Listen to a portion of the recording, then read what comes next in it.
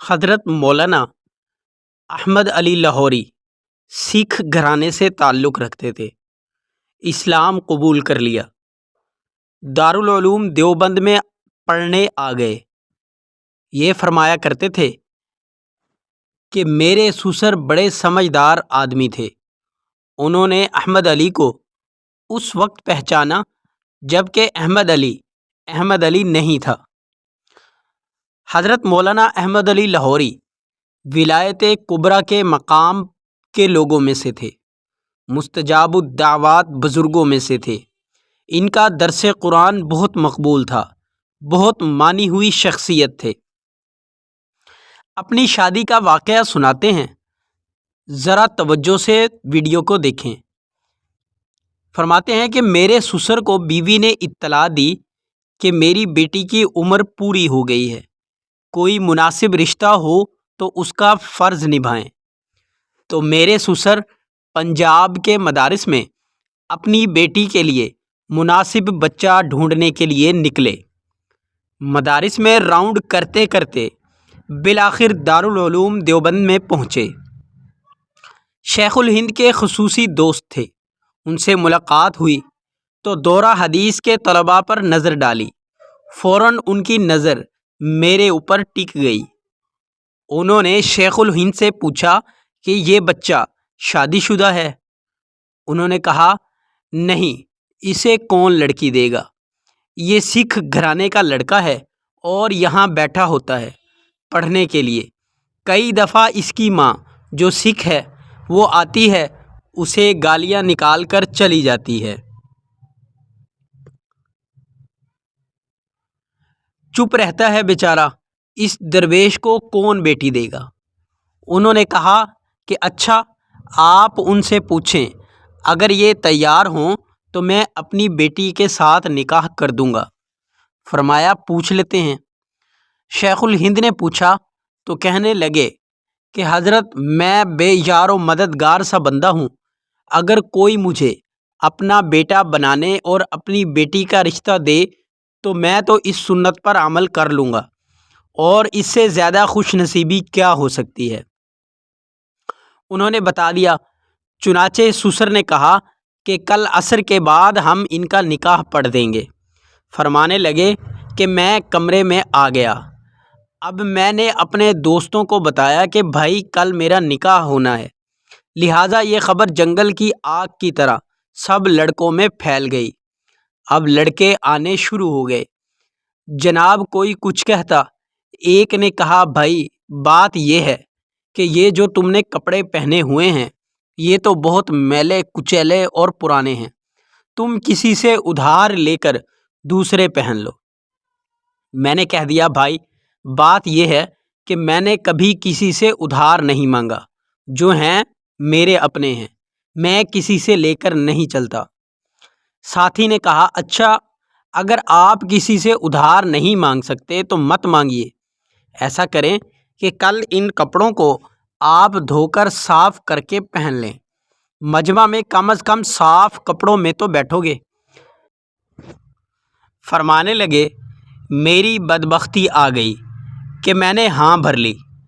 اگلے دن سبق ختم ہوا تو میں نے دھوتی سی باندھی اور کپڑے اتارے اور ان کو دھو ڈالا۔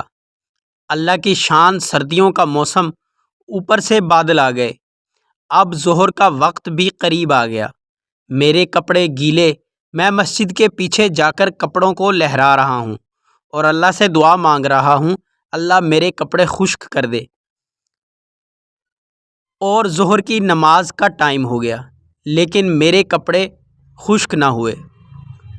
اب مجھے مجبوراً گیلے کپڑے پہن کر سردی کے موسم میں مجمع میں بیٹھنا پڑا۔ اب سب کہیں گے جی دلہا کون ہے؟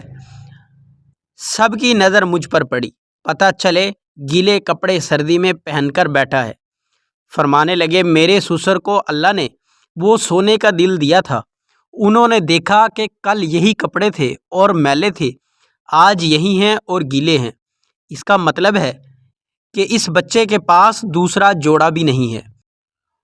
ان کے دل پر اس بات کا کوئی اثر نہ ہوا، وہ تو میری پیشانی کے نور کو دیکھ رہے تھے۔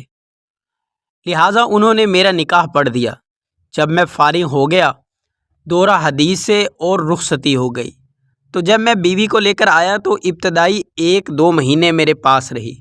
ان میں بھی اسے فاقہ کرنا پڑا، کیونکہ میرے پاس تو کچھ ہوتا نہیں تھا، جو ملتا ہم دونوں کھا لیتے، ورنہ فاقے سے دن گزرتا۔ مہینے کے بعد وہ میکے گئی، جیسے بچیاں جاتی ہیں۔ شادی کے بعد تو فرماتے ہیں کہ جب وہ اپنے گھر گئی تو اس کی ماں نے پوچھا، بیٹی تو نے اپنے گھر کو کیسا پایا؟ فرمانے لگی، اتنی تقیہ پاک باز بچی تھی۔ اپنی ماں سے کہنے لگی کہ امی میں تو سنتی تھی کہ مر کر جنت میں جائیں گے، اور میں تو جیتے جاگتے جنت میں پہنچ گئی ہوں۔ اللہ اکبر کبیرہ، اتنی صابرہ شاکرہ تھی۔ کہنے لگے بس پھر اللہ تعالیٰ نے میرے گھر میں برکتیں دینی شروع کر دی۔ جب خاوند ایسا ہو اور بیوی ایسی ہو تو پھر برکتیں کیوں نہ ہوں؟ چنانچہ حضرت فرمانے لگے کہ ایک وہ وقت تھا کہ کھانے کو نہیں ملتا تھا، اور ایک آج احمد علی لاہوری پر وہ وقت ہے کہ میرے کھانے کے لیے طائف سے پھل آتے ہیں۔ اور پھر انہوں نے فرمایا کہ سرگودا کے علاقے کے بڑے بڑے لوگ جو کلیار ہیں، ان کی بیویاں آج میرے گھر میں آ کر برکت کے لیے جھاڑو دے کر جاتی ہیں۔ اتنے بڑے لینڈ لارڈ کی بیویاں برکت کے لیے میرے گھر میں آ کر جھاڑو دے رہی ہیں۔ آج اللہ کا مجھ پر اتنا کرم ہے۔ تو کتنی عجیب بات ہے کہ سکھ گھرانے کا بچہ جس کا کوئی اپنا نہیں تھا، اللہ تعالیٰ نے اس کو دنیا میں ایسی عزتیں عطا فرما دی۔ چنانچہ مشہور واقعہ ہے کہ اپنی وفات کے بعد وہ علماء میں سے کسی بڑی عالم کو خواب میں نظر آئے۔ اس نے پوچھا، حضرت آگے کیا بنا؟ تو فرمانے لگے کہ میں ہر وقت خوف خدا کی وجہ سے روتا رہتا تھا۔ جب اللہ تعالیٰ کے حضور پیشی ہوئی تو پروردگار نے فرمایا، احمد علی تو اتنا روتا کیوں تھا؟